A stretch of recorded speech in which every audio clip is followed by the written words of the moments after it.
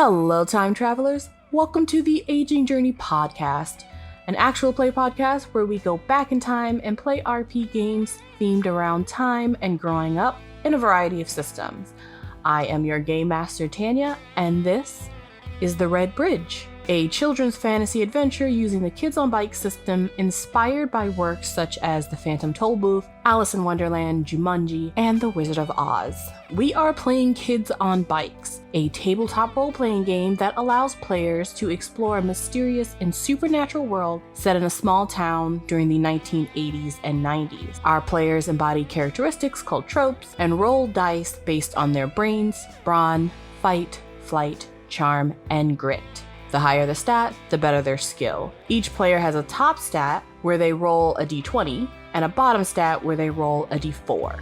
In this game, dice explode, where if you roll the maximum on a die, you get to roll again, infinitum. Our players for this campaign were made from scratch, and tropes are custom. There may be mature content depicted in our gameplay, but the players and I are using safety tools, and all content warnings will be in the description below. You can listen to the audio of the podcast on Spotify, iHeartRadio, Amazon Music, or the Aging Journey website, or watch it on YouTube. Follow us on Twitter, join our Discord, or support us on Patreon. All links will be in the description. Also, don't forget to subscribe. Well, I think that wraps up the spiel. Enjoy the journey.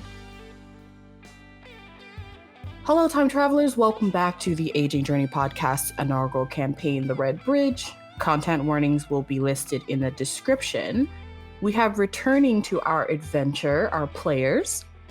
I'm Mr. Triggerfish. I play Caleb Mattentalk. I'm NotQuietNormal. I play Jimmy Breach. Hi, I'm Am, and I'm playing Juke Baldwin. Hi, I'm Vix, and I'm playing Willow Khan. And I am your GM, TanyaLashea. Quick session recap. We began our Kids on Bikes adventure in the little big town of Shady Creek, 2 hours south of St. Louis, Missouri, sat between the city and an open prairie. Shady Creek hosts the pride and joy of the town since its inception, which is the infamous Crab Apple Harvest Festival. Now, much has happened in the short weeks between May and when the festival began, which is June 15th, 1996. And it is still the second night of the festival, which is June 16th. There's only 2 more days of the festival where the entire town essentially shuts down as if it's a holiday, and also just 2 months from the beginning of the school year. So, last we all met, everyone received a message, Willow and Jimmy, from people who couldn't have possibly contacted them. Juke received a gift from Caleb, apparently, a game board and the box that it came in. And Caleb finally unlocks the strange obsidian box and meets the black money, but loses a night of memory. Juke and Caleb go to the open mic night at the festival and absolutely destroy their performance, becoming quite popular among the crowd. They win first prize, which is a gift certificate to Tanya's Music World for $200. I mean, $200 in 1996 is pretty nice. $200 to this kind of like mega music mart. This award is presented by the reigning Miss Crab Apple. Her name is Kalia. She is light brown-skinned high school student. She has kind of like short, shaggy black hair that's kind of cut into a mullet.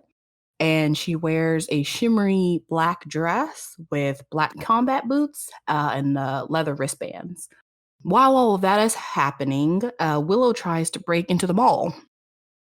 As she tries and is successful in unlocking the door, but unfortunately, the door still doesn't open, and instead it triggers the alarm. After she flees, a police officer is sent out to guard the mall, an Officer Randall Wesley.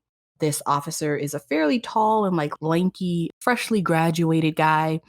He has kind of like light stubble on his cheek, hooded eyelids, and usually has a messy uniform. That same night, Jimmy finally finds out Willow's secret and now holds 6 colored toy bridges. And he also experiences some strange happenings with his father when he returns from the festival. And so that is kind of a synopsis of what has happened in the 1 to 2 nights of this festival, with only 2 more nights to go. And so we are going to rejoin our troublesome quartet at the open mic night as Willow and Jimmy stand in the audience of Juke and Caleb's performance and are stunned to hear the name of their band, the Apple Nuns. Willow and Jimmy, you guys are in the audience. You are watching them receive their gift, essentially. And then there's like people like taking pictures of them, and there's the whole crowd is going wild. Like guys can clearly kind of see this is kind of a big deal. They're shaking the hand of Miss Crabapple. That is a local beauty pageant for everybody. And it is indeed called Miss Crabapple because it's Shady Creek. And so she's standing there kind of handing them the certificate, like shaking their hands, and everyone's like taking pictures, and they're kind of like going in a big circle of like a couple of people take pictures. Some people shake their hands. There's like some important people that you guys kind of can tell are important in the town, but you don't interact with any of these adults, so you don't really care. The only person you really recognize is Miss Crabapple because she's a high school student. Everybody else is like, clearly an important adult here in town, but yeah. And Juke and Caleb, you guys are on stage right now with the crowd going wild and Willow and Jimmy standing in the crowd. Willow and Jimmy, there's a whole crowd of people around you going crazy. What are you guys doing? Willow is just like trying to leave the crowd now. She's like, all right, time to go. They're loud. So you're just making your way out of the crowd? Yep. Are you guys clapping? How are you reacting to their win? She kind of just like gave a thumbs up. It's like, all right. In this big old crowd? Okay. Well, she's like, surely they can see a thumbs up. And if not, I can talk to them later. Okay. Jimmy? Yeah, Jimmy is fuming. And so he doesn't nod or wave. He just kind of storms off.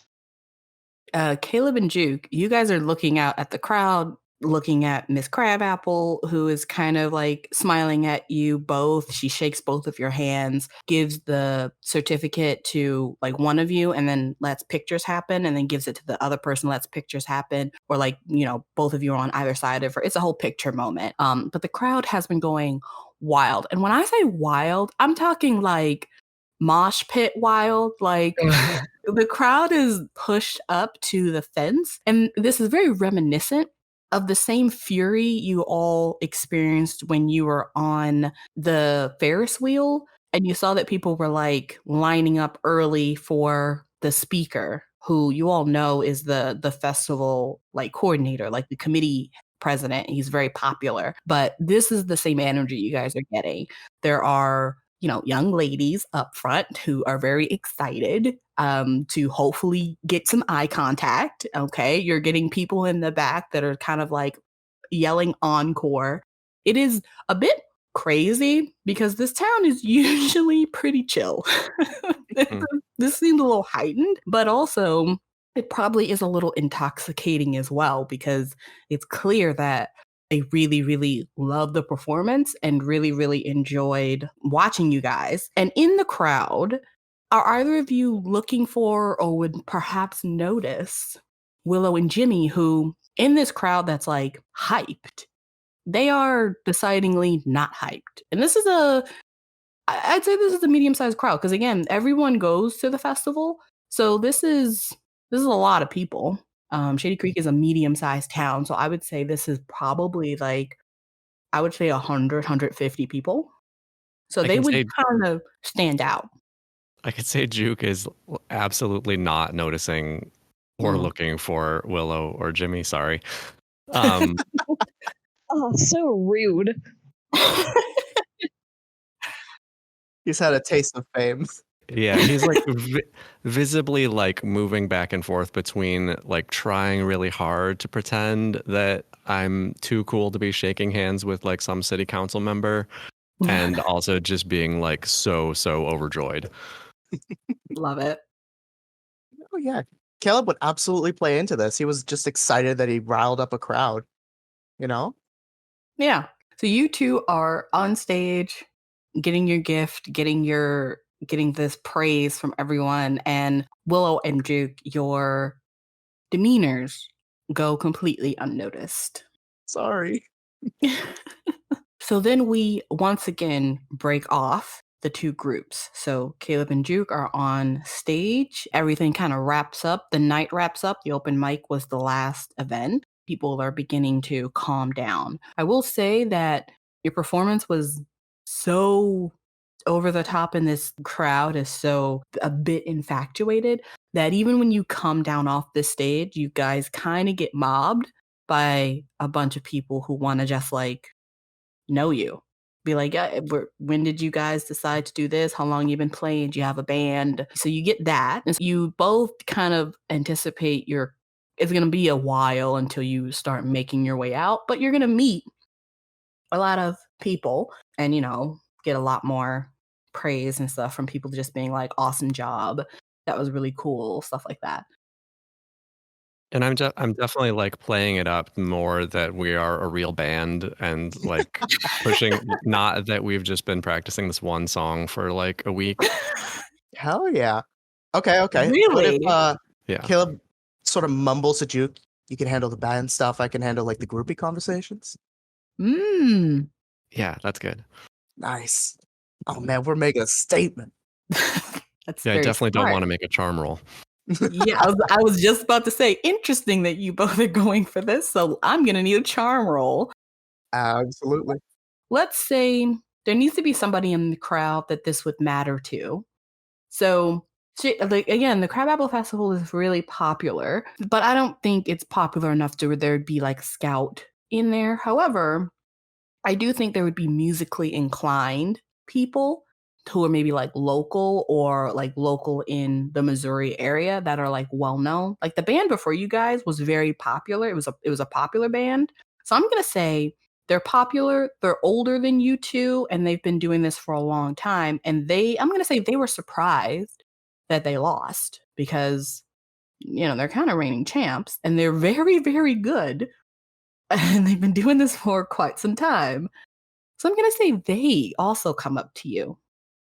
And so Caleb, I'm going to need a charm roll as let's say the lead guitarist comes up. Let's say he's like an early rocker. He's giving like British rock star looks. So he's like tall and he has like blonde tips. Yeah, like a leather jacket. And he kind of just comes up to you guys and he's like, actually kind of impressive. You guys do a circuit? And he's talking to you, Caleb. So what do you say? No, we've just been really good at what we do, so I decided to take a shot today. Guess it worked out well. Yeah, it did work out well. Go ahead and roll a charm. I'm going to say the DC for this is, I don't know I think he's on the fence of being angry or like liking you. So you want to kind of tip that scale. So I'll say the DC is going to be 7. Okay. I didn't do my usual ritual today, so this roll is not going to count, just so I could get the bad roll out of the day. One moment. Oh, well. Like I said, get the bad roll out of the day. One more practice roll. Okay, that's better. Now this is the real one. Watch, it's gonna be great. It's gonna be wonderful. Nice. Yeah, 17. It is wonderful. Always do the ritual. So are you two standing together? Yeah. Yeah. Well, as far as Caleb's aware. I'm gonna say this is let's say this is a 5-person band, and this band, I'm gonna just make up a name. Let's call them the Rapscallions. They are a band that is originally from Plymouth, but they do a circuit essentially, Shady Creek, Plymouth, St. Louis, and then like some other like smaller towns. So they like go in a big old circle usually in the summer. So they go on tour essentially, but it's local. And so that's kind of what they do regularly in the summer.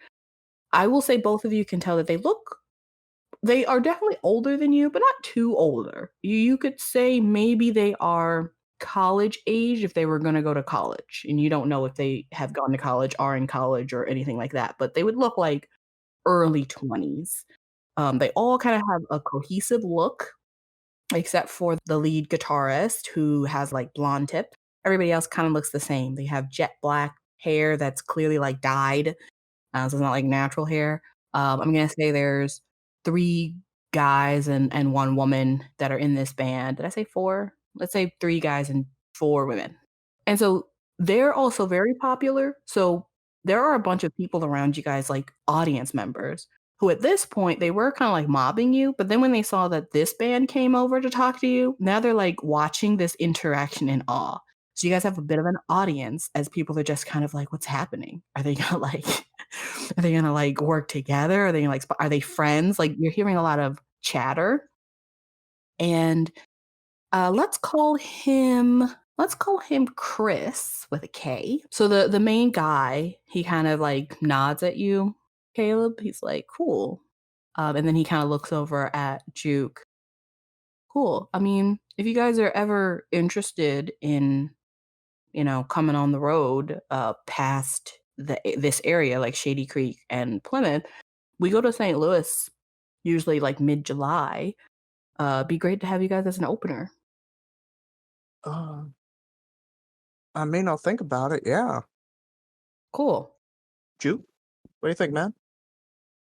Yeah, maybe that could probably be cool. My sister's up in St. Louis, and she's like really in the band scene up there too. So. Oh, sweet. Who's your sister? I don't know if you know her. Beth Baldwin. I am going to roll for one of the characters that I just made up in my head 5 seconds ago. She's been in St. Louis for like a month. No, I'm going to roll for one of the girl singers. I'm going to roll to see if she's in college, to see if she would ever in the future interact with Beth. I don't know, because I'm making up these characters right now. Yeah. I put a picture of the guitar player in the chat. I don't know if that's what you were thinking of, but let me see. Oh my gosh, a little cleaner, but yeah, I was thinking he was a little dirtier, but that's a little fine. grungier. Okay. Yeah, a little grungier. Yeah. I was thinking more of what's his name? Oh, Billy from Moni Moni. I was thinking of him. Oh my gosh, what's his name? Oh, Billy Idol? Thank you, Billy Idol. I was literally thinking of Billy Idol when I thought of him, and I was like, that's the guy he looked. Right, that's different. That's why I said like a British, and I should have said grunge, but yeah, he's a little. Yeah, this band is definitely into like new age rock. They're really into like what's up and coming right now, and like the stuff that was really popular in the late 80s. What's their band called? The Rapscallions. Oh, right, you said that. So yeah, the Rapscallions, a popular local band from Plymouth. And I made Chris the lead singer. And I'll say you guys like have a full conversation here. So you get so let me make up a band real quick. So you learn so you meet Chris, you meet let's say Georgia, JD. We're getting all these rock pictures from. We'll say one of them has a weird name because that's always happened. So we'll have someone be named Yodel for no reason, but for some weird reason. It's 1, 2, 3, 4, and then there's 2 girls. So Georgia, and we'll do Wes. Georgia, JD, Yodel, and Wes. The other band members. So you all essentially befriend the Rapscallions, a popular local band that has, at this point, I think, let's say they at least won the previous battle, open mic last year, and they're pretty well known both here in other places and in St. Louis. So, and they have invited you all to possibly open a show in St. Louis later in July. So that is crazy. Congratulations. Probably at some point I'll like lean over to Caleb and be like, we need to learn some other songs. Yeah. Oh, yeah, right. I forgot about that part. Yeah, definitely. So, is there anything you two would do after having this conversation, after, getting this high of like people, meeting you and fawning over this performance, and then finally, people got to eventually go home. Is there anything you guys would do? And so at this point, we'll say it's like 10 at night or something like that. So it's late, street lights are on, and people are making their way home. I'll say that the rapscallions, you guys have endeared yourselves to them, but they are much older and they know that. So even though this is the 90s, we're not going to have them like invite you guys out with them. You won the groupie. We got a driver's license. Yeah. Just because like, wow. Although that probably would happen. We're not going to have that happen. We'll have them invite you to open a show with them later in the year, but they are going to go and do things that they would do, for their age group when they leave. However, there are going to be people left who thought you guys were cool, who are probably a little bit older, maybe high school age, but they are interested in hanging out with you guys at another time. Caleb will take the opportunity. That just means more contacts. Juke? Yeah, Juke as well. Yeah, just kind of like say hi to everybody. And Juke is not a great social person, but we'll just kind of try to not talk very much and be cool about it. Mm-hmm. And then at some point, I probably need to make my way to like my parents, who I would guess were there. I'm gonna say that actually your parents were there, but they left before open mic. Oh, okay. Damn, couldn't even stay for the show. Man. Unfortunately, no, they did not. I will say that obviously if Beth was there, she would have kept Heather in there and they would have watched you, but Beth isn't here for the summer. Yeah. Yeah, your parents, it's late. The open mic started late. Helen needs to go to bed. They did come for the festival. Your dad wished you good luck, and then they went home. Okay. Probably also not really expecting you to win. They just thought you were gonna enjoy, a little open mic night. So that'll be a thing to tell them when you meet up with them. Caleb, do you think anyone would have attended to watch you? Would you have told anyone and asked them to come? I hate to say it, no. The only person he could imagine even being there would be Michael. And that's just because, he heard about the after show and wanted to show up and just found out that Caleb is performing. Yeah. I would say that probably Michael would show up if he didn't have to work. And seeing as how the festival times are usually the times where a lot of things are closed down, he may not have had to. So I will probably roll for him to see what he was doing. And then Willow and Jimmy, you two were in the audience and you both left. But right before that, you both had met up to come to the festival, and now you're leaving together. And I'll say there's probably like a hour gap between when you guys leave and when you guys, like Caleb and Juke, actually come off the stage and start walking and have this whole conversation. So like this happens in like an hour where you guys get held back. Juke and Jimmy and Willow, what do you guys do as soon as you leave? Check the mall again, see if the cop is still there. You want to go back to the mall? Bring Caleb at least. Just to see if the cop is still there, all right? We're just checking it out, all right? Not doing anything, just checking it out. Okay, let's see what happens when you guys... Are you gonna talk to Jimmy about that? Or are you guys gonna part ways? I mean, she'd ask if he wants to come. I think Jimmy is not in the place. He does not want to do anything like that right now. But he does like go over to Willow before they part ways, and it's like, Willow, we need to have a council of war. She's like nods. She's like, yeah, thumbs up. In the past, councils of war have usually been like when something has encroached on their forest, their treehouse, something that they felt like a situation they had to deal with. And it usually is in good spirits, good play. But when Jimmy says it this time, you can tell that he's very fierce. Okay. She just goes like, "What time?" Meet you there tomorrow? She nods, goes, "Yep, tomorrow." Where are you guys meeting? Probably where the treehouse was. Yeah. Oh yeah, you guys had started to try to rebuild that, right? Yeah. Okay. You would have had time because you found out about it back in May. So we'll see what it looks like when tomorrow comes. But Jimmy, are you going home after that conversation? Yeah, I think Jimmy would go home. He wants to go home and remove all the apples if his dad's not there and like throw them in the dumpster outside. Interesting. Okay. Then we will have you two split.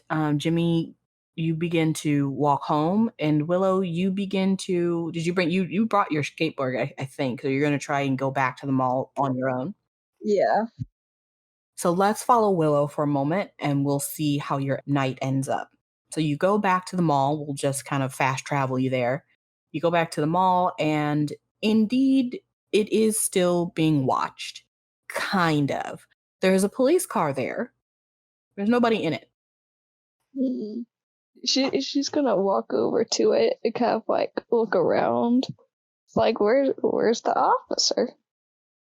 I mean, you don't see anybody in the vehicle. Yeah, she's looking around like the area. It's like, where'd he go? You don't see anyone. I don't see anyone. Nothing. You see the car, but you don't see a person. She's gonna go back to the door she tried to open previously and just see. Okay. You go back to the door, and it looks the same. It doesn't look like, anything's changed about it. Just the door. She's like tempted. She's so tempted. She's like, there's no one here.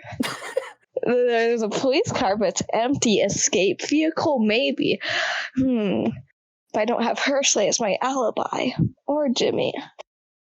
So she's kind of just standing there, fiddling with her skateboard. She's like, I could totally do this. I did it once. There's no way they would have an alarm on during the day, right?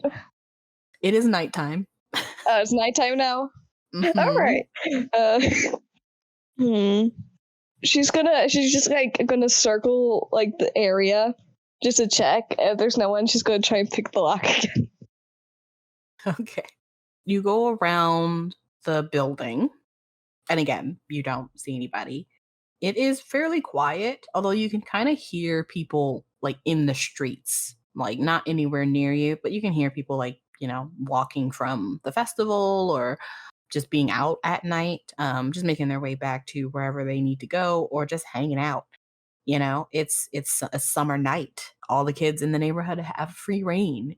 However, the mall is empty, completely empty. There's not even anyone in the parking lot. Go ahead and roll your brains to see if you can figure out what's happening here.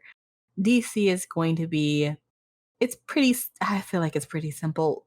DC is only going to be 4. All right, let's see if the D8 works. Yay, 6.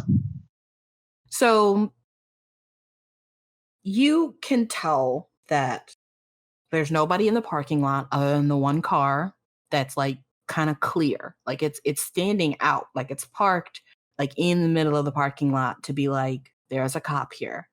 There's nobody around the mall, even though it's a Saturday, or not a Saturday night. It's I don't know what day it is, but it's a summer night. So there are a bunch of kids running around at this time of night, probably older kids. This would be a great hangout spot for people.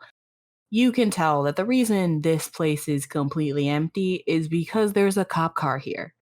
So it implies that even though you can't see the officer, they are somewhere. Gosh.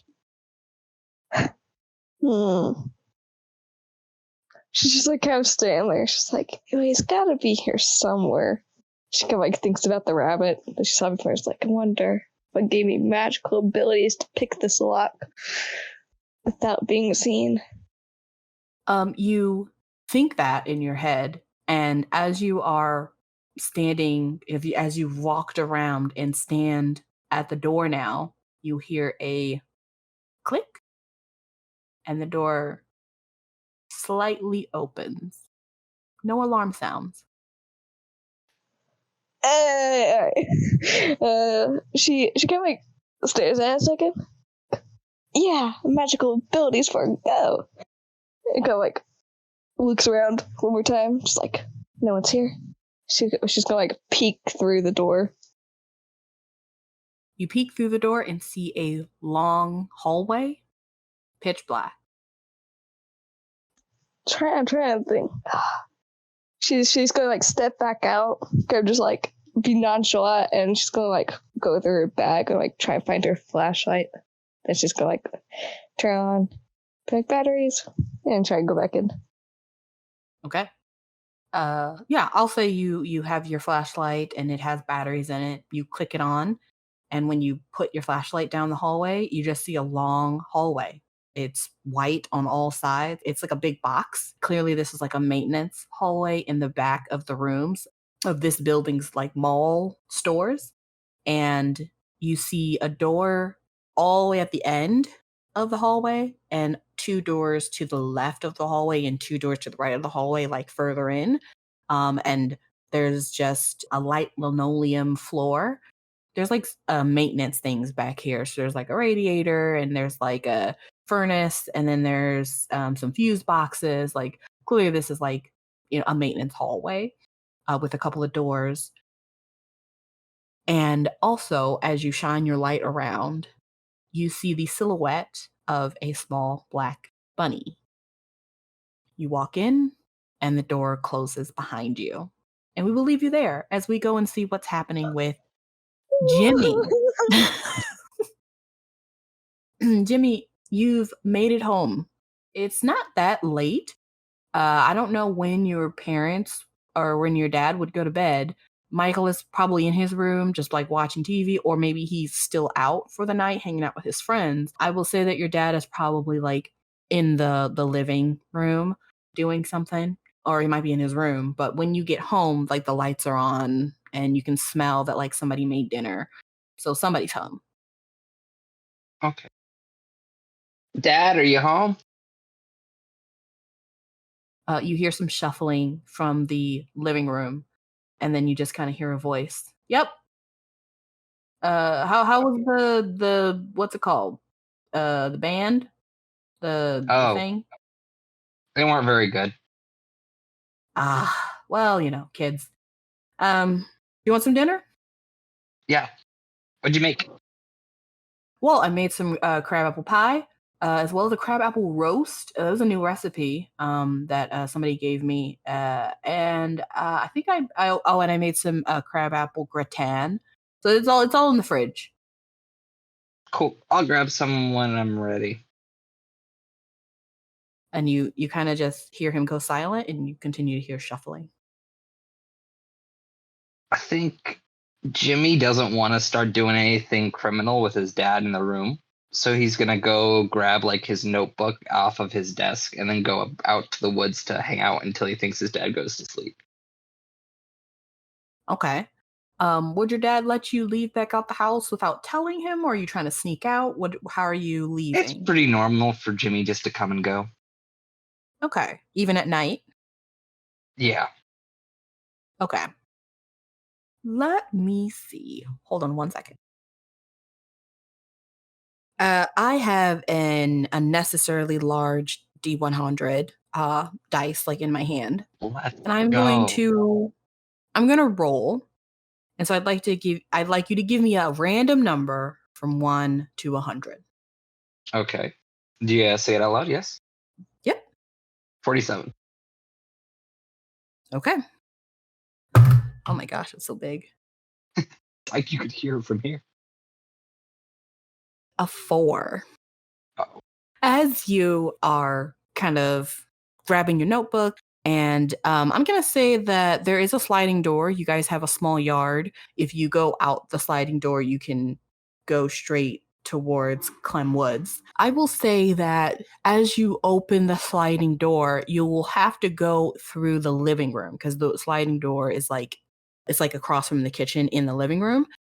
So you'll have to go in the living room and you'll have to essentially go right past your dad, is what I'll say. That will be your exit. I'll walk as if I'm just normally would. Okay.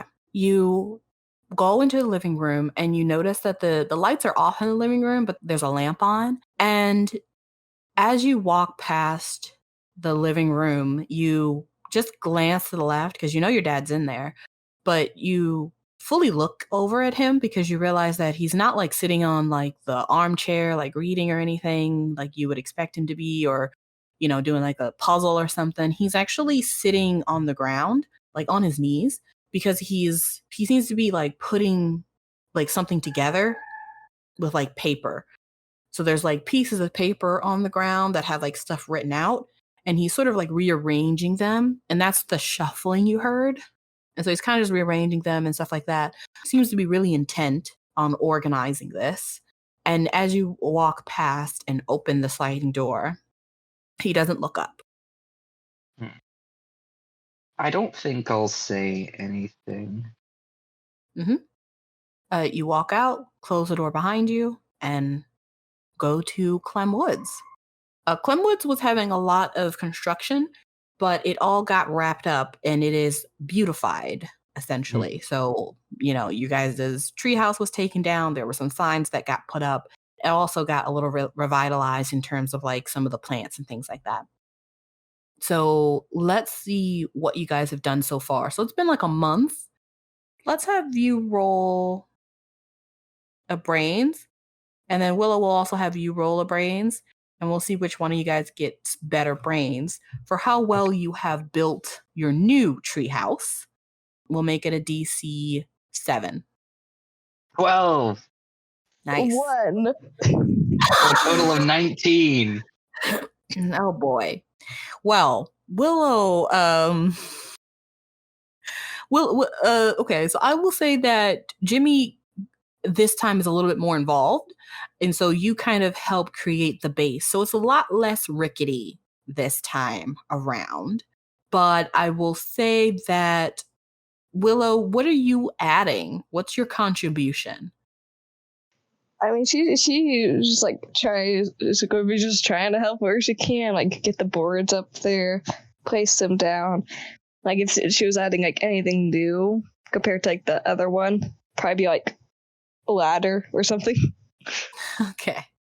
I'll say that this time you guys decide to maybe put it up a little higher, so that maybe it's hopefully a little harder for somebody to like come through and take it down. You also, I'm going to say, Willow, you made the decision to put it deeper into the woods as well, so that hopefully it's harder to find.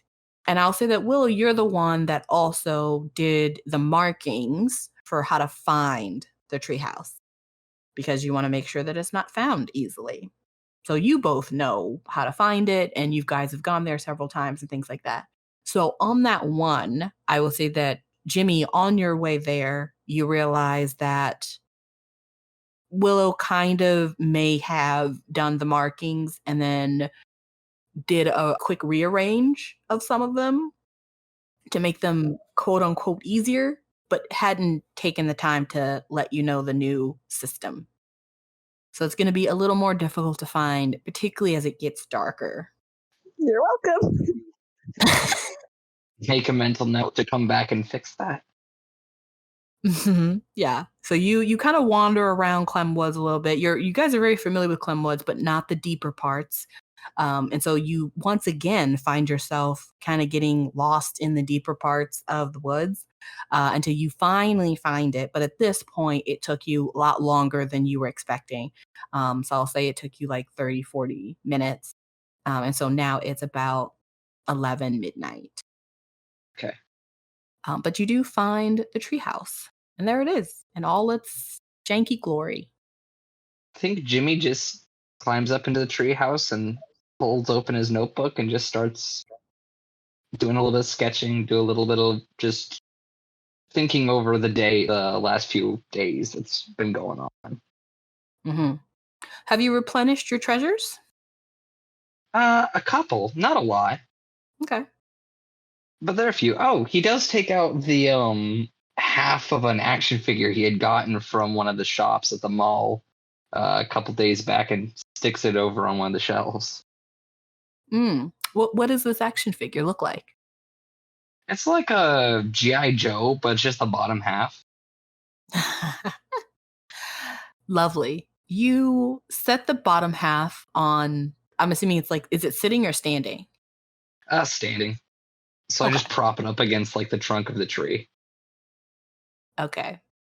You set it there, and as you are enjoying the night in silence, kind of just writing in your journal, doing some reading or doing some drawing, you hear little tippy tappies. And when you look back over, the legs have disappeared. We will go back to Willow real quick and see what happened with you, and then we will go to Caleb and Juke because you guys would have caught up in time, and then we'll go back to Jimmy. So, Willow, you are now inside of the building, and directly in front of you is the silhouette of a black bunny. It's far away from you. It's like at the end of the hallway. She kind of just like, because like, did the door just like slowly close? Mm-hmm. Sure did. She's gonna check the handle real quick.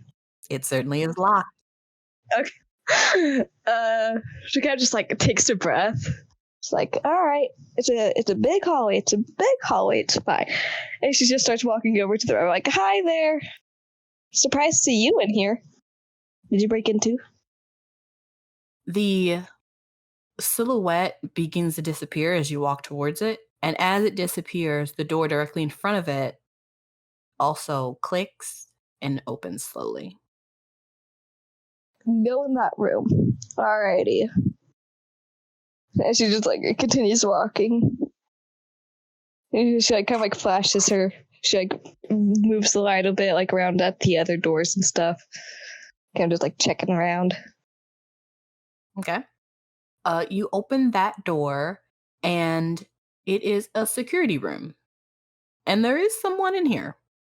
And you flash your light around as you kind of peek in. And you see two people. A security guard. He's kind of like a bigger man who is sitting on a chair. There are a bag of Cheetos that's resting on his legs as his legs are propped up. There's a little TV with like antenna sticking out of it, like a little tiny one that is on, and there's no sound coming out of it because he was clearly like watching something that went off when he fell asleep because he is dead asleep. Oh my goodness, I was like just sitting there like panicking internally. Like, oh my gosh, I just got caught. So he's dead asleep, Cheetos on his lap, and he's kind of like leaned back in a chair with his feet up, snoring with the TV on that is kind of just white with static. And then there is another person. There is a younger man, but he's wearing a police uniform, and he is sitting in another chair. And he doesn't look asleep because you can see that his eyes are open, but he doesn't look over at you. Like he's kind of staring forward, looking at like a switchboard in the security office, sitting on a chair, and the room is fairly silent. She immediately turns off her flashlight, like, oh shoot. And then she hides back behind the door. Wait, the security door didn't close on her, did it? It did not. You still have it open. Okay, she's like hides behind like the corner right there and like peeks in. Mm-hmm. It's like making sure that they didn't see her and also to look for the rabbit. Yeah. I'm going to say go ahead and make a flight roll. DC is going to be 10 as you turn off your light and try to hide. I got a 16. Okay. The light turns off and you still see the glow. It's kind of dark in this room. There is like a little lantern that's on, and then there's the TV glow, and then there's like some other electronic glowing in this room, but it's not, the lights aren't on. They probably just have them off so that he can sleep. But the younger guy still doesn't move when you turn off the light and when you like kind of hide a little bit. He's just sitting there staring at nothing. Which direction is he looking at? Like, is he looking towards my direction or the opposite? He's looking, so you see his profile. You see his right profile. And he's looking towards something. So you could, how the room looks, you could probably sneak behind both of them. But without your light on, you don't know like where the doors are in this room. So you would have to just kind of get in the room, try to sneak behind them, and find the next door. Yeah, she's just like kind of like going to stand there for a second, like scout it out, check for the rabbit. And then she's like, she's gonna get on all fours, go prone, and try and sneak behind them to find the next door. This is amazing. Caleb has truly rubbed off on you. So you... It's a great influence, you know? I'm learning how to break and enter. I'm so proud of you. Oh my goodness. You get on all fours and you crawl across. And just like last time, you see the silhouette of a black bunny. It's kind of just barely lit by all of the smaller lights. But it is next to what you think is the door. You can't really see the door that well, but it is next to what you think is the door. So I'm going to say that you're going to go towards it. And the whole time, we're just going to roll off that flight. I'm going to say that you stay hidden, and the person who's sitting there still doesn't move. And so you get to the door, and as usual, the bunny dissolves, and the door clicks and opens. Okay, well, I guess she's gonna like look back at them just to make sure as she like sneaks through the door. You are able to sneak through it successfully, and the door closes behind you. You are now in the main part of the mall. So that was the maintenance area that was behind the security area. And so now you are past those areas and you're kind of like in the main area of the mall. So there's a door right behind you that you just came out of. And then there is a bathroom to the right of you. And then there's the rest of like the open mall in this building. So in this building, the nonconformity is an end shop. So you can go walk into like the main hallway, basically take a left, and it's right there. She's like, go look around. I was like, you know, there's probably cameras here. And she's gonna dig through her bag and pull out whatever extra clothes she has, probably like her like baseball cap and stuff. Go like fold it. She's gonna disguise herself. So she's like putting all this on. It's like they'll never know it's me. And then she's just gonna book it to the nonconformity. Okay, so you put on your baseball cap, you push it down so that hopefully if there are security cameras, they don't catch you, and you make your way to the front door of the nonconformity. You try the door, which is the front entrance, and it's locked, obviously. Rats. Yeah. You were doing so well, though. You're doing so good. Is there a lock? They took another lock. The rabbit. Magical powers. Yeah, you don't see the rabbit again.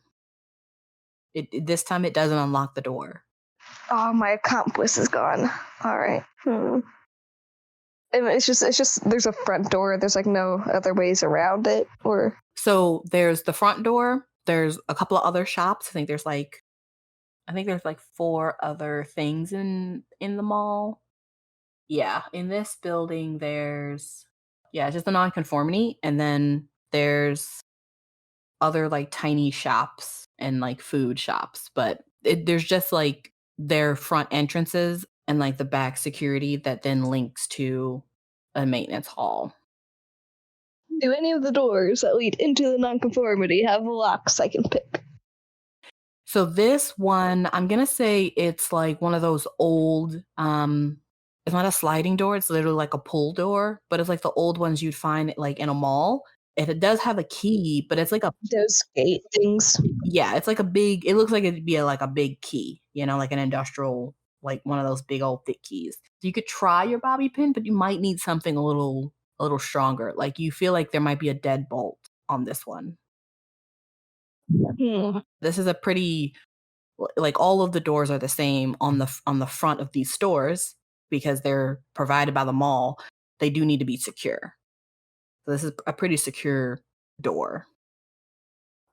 Try to think of a backpack that would work for this. This might be a job for your baseball bat. Oh my gosh. Nothing like going from sneaking into vandalism. I don't think a baseball bat would break into A this. secret tool that'll help us later. Honestly, Willow is just spiraling right now. I love it. So let's Yes, my bad influence. What else is she supposed to do? Be sane? let's leave Willow trying to figure out how to get into the nonconformity, like the little store inside of the mall. And while we're doing that, we will go and see how Caleb and Juke have made their way either home or wherever they're going. So now it's quite late. You guys have finally gotten to get the crowd to get dispersed. You guys have been like, okay, well, thank you all, but we have to we can't just stand around unless you want to go somewhere else. The crowd will start to disperse. That was kind of holding you guys up. So where do you want to do next? I think I would just want to head home. It's probably like way past my curfew now anyway. Mm-hmm. Yeah. I think Caleb might do the same. He's probably gonna want to. Oh yeah, Caleb did want to try to bring up the dream somehow. Bring up the what? I think Juke sort of flavored it as a dream of like, oh, Ivaria, it was this weird dream about a train. And Caleb kind of shut down that information right away. Mm-hmm. Yeah, I think that was like a month ago or a couple of weeks ago now, right? Just goes to show you it's been on his mind. Yeah. You guys can have a conversation as you head home since you have to go in the same direction. You both live in the hills. Does Caleb have a car now? Oh my god, I would love it if Caleb had a car. I'm gonna say no. Not yet. Damn, it's so Do you close. have access to a car? Listen, the moment we start getting our new strengths, I'm going immediately for like the wealth one so that Caleb can just buy a car and just deal with it. That's going to be one of the highlights of one of the episodes is Caleb gets a car. Absolutely. I'm gonna say for M, I think getting a car would be fine with like your dad, but I think either Beth already has a car, so maybe they got her a car or she got her own car. And so either she took that with her or would let you borrow that. But I don't think she. Juke's 14. Yeah, but Beth doesn't care. So Okay. I think she would have like taught you how to drive her car. Like I think the only person in your family that would be like cool with you in their vehicle and like doing that would probably have been Beth. And Okay. I actually think I made it canon that your dad drove her up to college. So Yeah. I don't think she has a car. Yeah. So I'm gonna say no. Okay. Then I'm like lugging my guitar case, like Yeah. effects pedals. Probably didn't bring like an amp, but like I'm loaded down cables and things. Yeah. You guys have a bit of a, 2 IKEA bags. Oh, could Caleb have borrowed Willow's? I think Willow had a red wagon, if I remember correctly. Yeah, she has one of those little old school red wagons. Gosh, I cannot speak. A little red wagon. That would be adorable. I don't know if Juke would even want to be seen carrying a red wagon. So glad that That's the I only would probably man except the red wagon. God damn it! my widow wed wagon.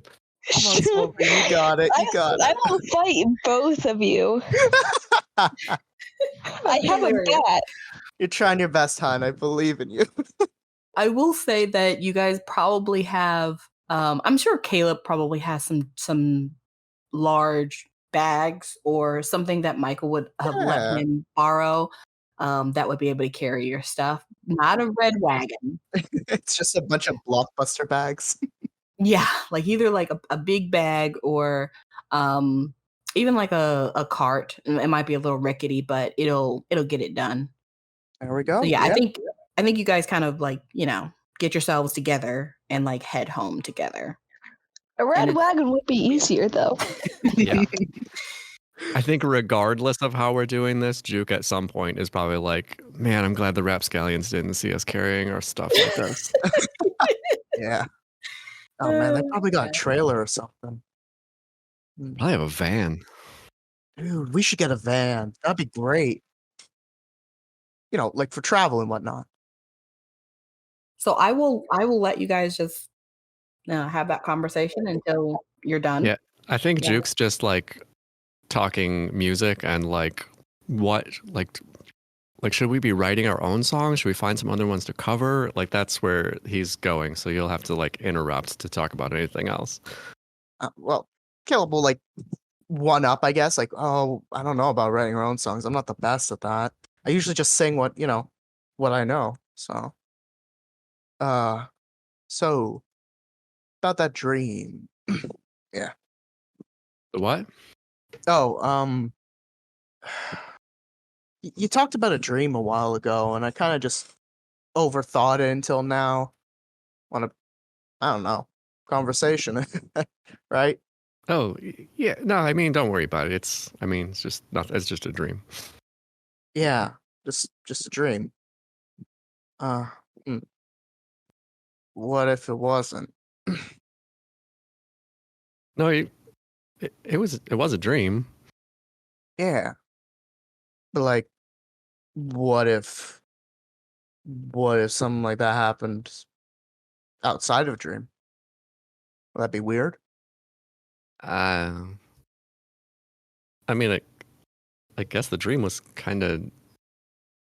What do you mean? I didn't really bring this up with anyone else. Hell, don't even tell Willow about this, but something about what you said about that dream just kind of reminds me of something else. Back when I was a bit younger. Yeah, I mean, I guess like it was your birthday, like we we had a board game, right? Yeah. Yeah, I mean, that's stuff. We probably played board games before, right? I mean, I don't really remember ever playing a board game with you, but me neither. Yeah. And then, imagination and whatnot. Was it? Caleb's kind of like looking around, trying to see if other people are listening in. Feels like this is like weird of him to talk about this. I'm gonna say that it sounds like you guys are having a conversation, but you're kind of on two different pages.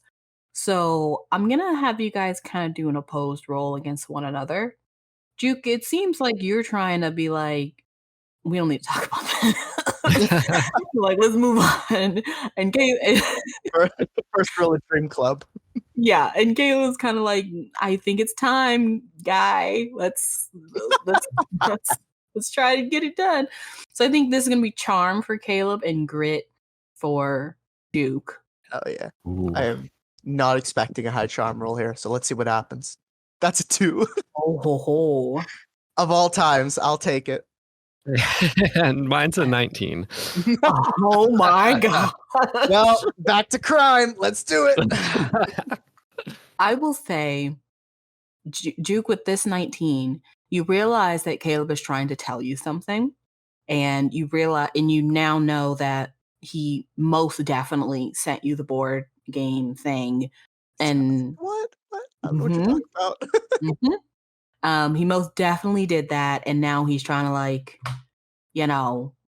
either he's trying to do something, and it's probably fairly like annoying to you, but you're also kind of like, okay, well, maybe if I just like if I'm like just spit it out, and then we can move on. And that's where you guys kind of are. And Caleb, you're not seeing that like you're really getting through the way you really want to be getting through to Juke right now. Yeah. So I think I'll stop walking and just be like, what's going on with What? it? Like, What? yeah. So I like mentioned a dream. It was stupid, but like you don't have to like do all of this, like the weird sending me a game board thing. Like I get it. It was dumb of me to start talking about my dreams or whatever. But like, why do you just keep talking about it? Wait, I didn't, Juke, I didn't bring it up because it was dumb. I brought it up because it scared me a little.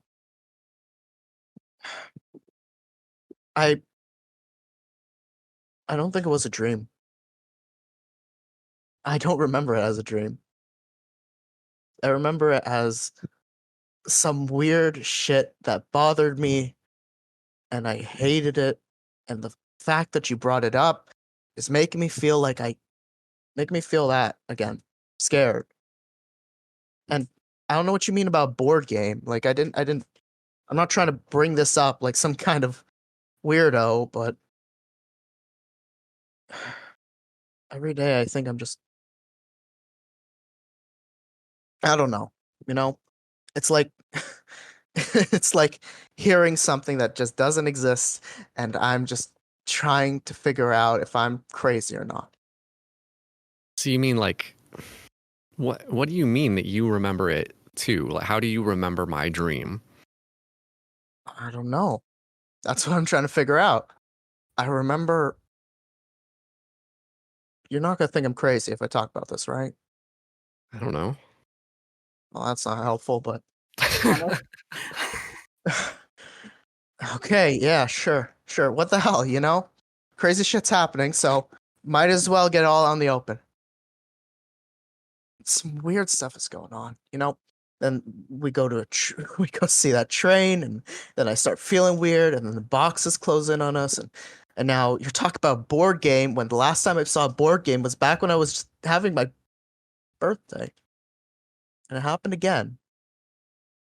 And even after 2 years of just trying to tell myself. See, I do sound crazy, don't I? A little, but Yeah. you're So right. Stuff's been weird. Yesterday, you know. Yeah. Listen, you can just forget I said this if it's not helping, but I don't know. Your dream was kind of all too real. Like I experienced it. Like I was there. In a room with maybe you, maybe other people. I don't remember them that well, and we played a board game, and we ended up somewhere else. Because of that, just bad things happen. Yeah, I think Juke is just kind of silent for a Mhm. minute. But then, like, why did you send me the game I didn't yesterday? I didn't got send home you. yesterday. It's in a box. You wrote a note. What'd the note say? It was like, meet me at the regular place. Like, I figured you wanted to. I thought you were making fun of me about the dream thing, honestly. No, But of course not. I didn't send you a box, truthfully. Honestly, I didn't know if I wanted to bring this up even at all, because yeah, I felt like it was just not okay. You know, you were talking to me about something personal, and I just go ahead and dismiss you about it. But I don't know. I just wanted to talk to someone about it. You seem most normal out of everyone, so kind of like shrug and nod. Like, yeah, probably. Um,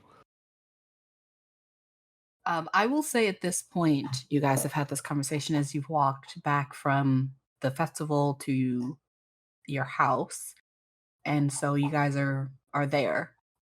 Juke's house?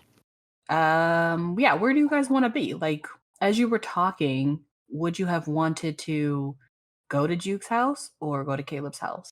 uh Probably Juke's house because he's the one with the amps that were lugging around. Oh, I thought you said ants. I was like, okay, Duke has ants. I'm not sure. Yeah, we brought his ant colony with us. I was about to say. They're our Okay, cheering not a squad. there. Okay, so you guys, so I think it makes sense if you guys are having this conversation and you had just gotten to the part of like, wait, you said I sent you something, and you didn't bring it with you. You left it at your house. Yeah.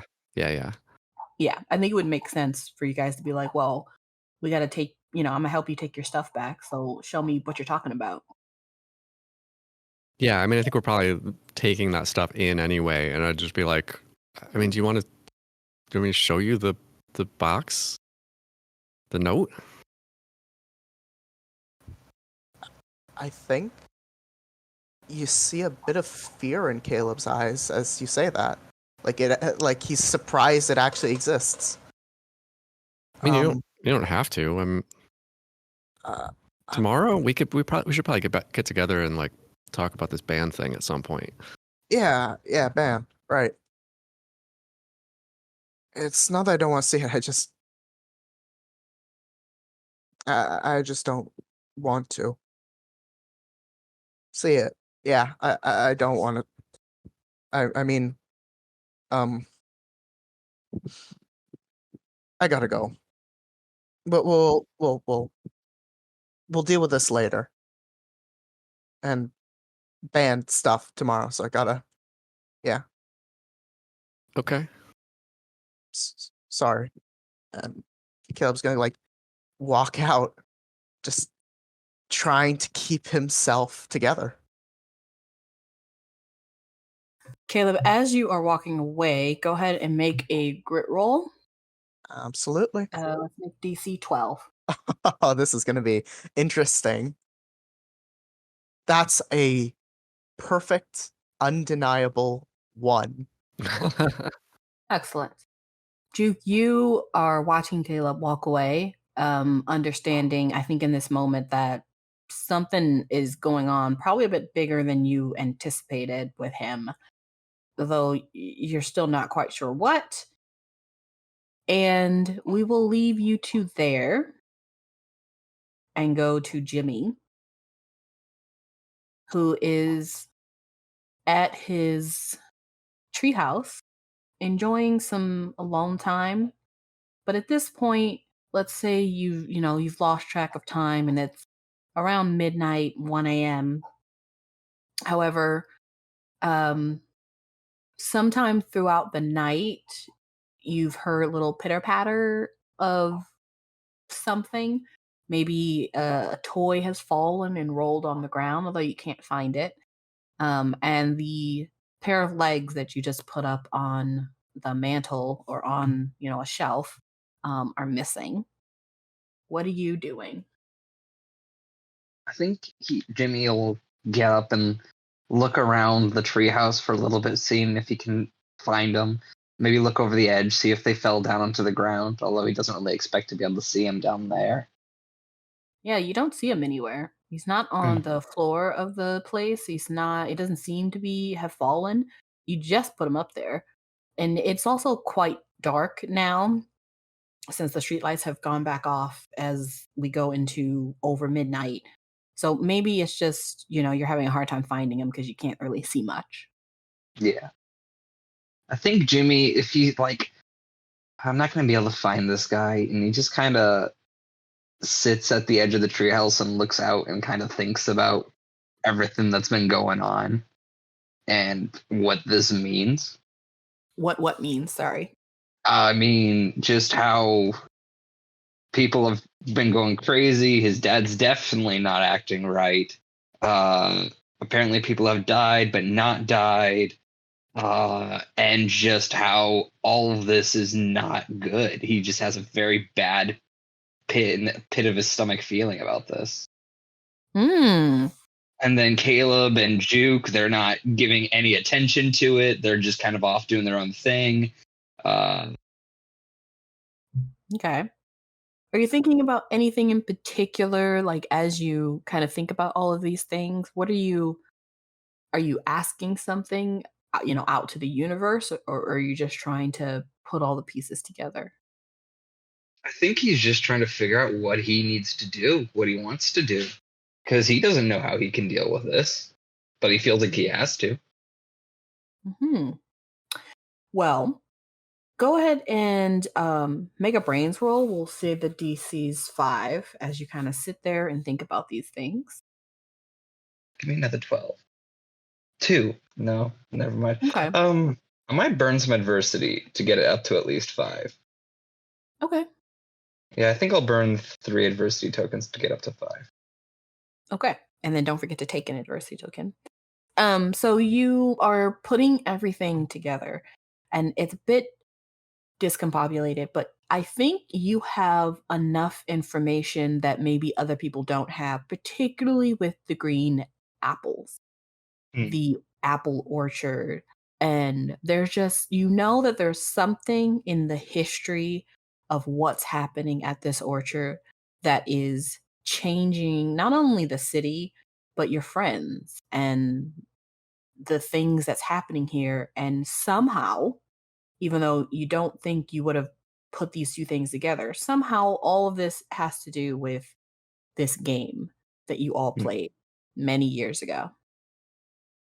And really, the only way to figure out what the connection is to figure out what the game is and to figure out what's happening at the orchard. I think Jimmy only really remembers the game very vaguely. It's more like an instinct of remembering fantasy, and just it's kind of what got him into enjoying the things that he enjoys. And so the pieces spark little memories here and there. Remember, correct me if I'm wrong, but Jimmy did have the train here at the treehouse before it was removed, right? Yes. Would he remember that? Perhaps you would in this moment. In fact, I'll say writing on meeting. Well, actually, let's do another brains roll for this as Okay. you're like trying to get deeper and deeper. And let's see. And I think for this one, I think your brains roll is going to be, I think you're pretty good at remembering what you do. So I think it's going to be a 7. Okay. Another 2. Okay. Not enough adversity to save that one. Yeah, I don't think you would necessarily remember you had the train. I think you would remember you had a train. I think you would remember, all of your treasures. But I think at this moment, this is the only time you've really connected this board game to anything, because most of you don't really remember what this thing is. So I think at this point, I think you've come to a realization that Willow knows what she's doing. And for some reason, number one, none of you understand what this game is, but she does. And also for some reason, that information isn't necessarily being shared. It's not, it's almost like you realize now that it's not necessarily being kept. It's just not being shared. I think Jimmy will sit down again and grab out his notebook and immediately begin writing everything that he can remember. All the little aspects, all the little pieces. He's marking them down, connecting them together, and drawing them out so that he has them. Yeah, detective style. Exactly. Love it. Jimmy, you spend your night in early morning trying to really piece this together. And I'll say that you are thinking so hard on this, and I would even say you're kind of going into a bit of a mania of trying to figure this out, staying up until 3-4 o'clock in the morning at this tree house all by yourself, just deep in thought about the connections here. That every hour you hear a little tippity tap. And when you just kind of glance over at like your treasures, something else is gone. And at this point, you're kind of like, I don't know what that's all about. Perhaps they're falling, even though nothing's moving. You're not moving. Your things aren't moving. There's no wind. But it's too early for birds.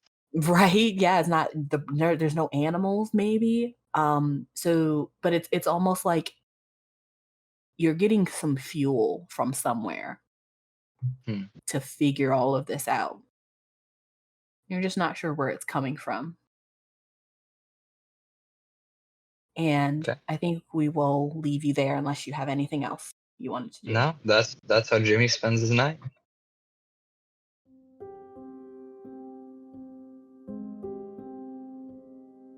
Thank you all for listening. We hope you are enjoying the campaign. Don't forget that you can listen to the podcast on the Aging Journey podcast website, Apple Podcasts, iHeartRadio, Spotify, Amazon Music, and YouTube. Links will be in the description below. Don't forget to follow or subscribe. You can also support the podcast on Patreon or join our Discord. Enjoy the journey.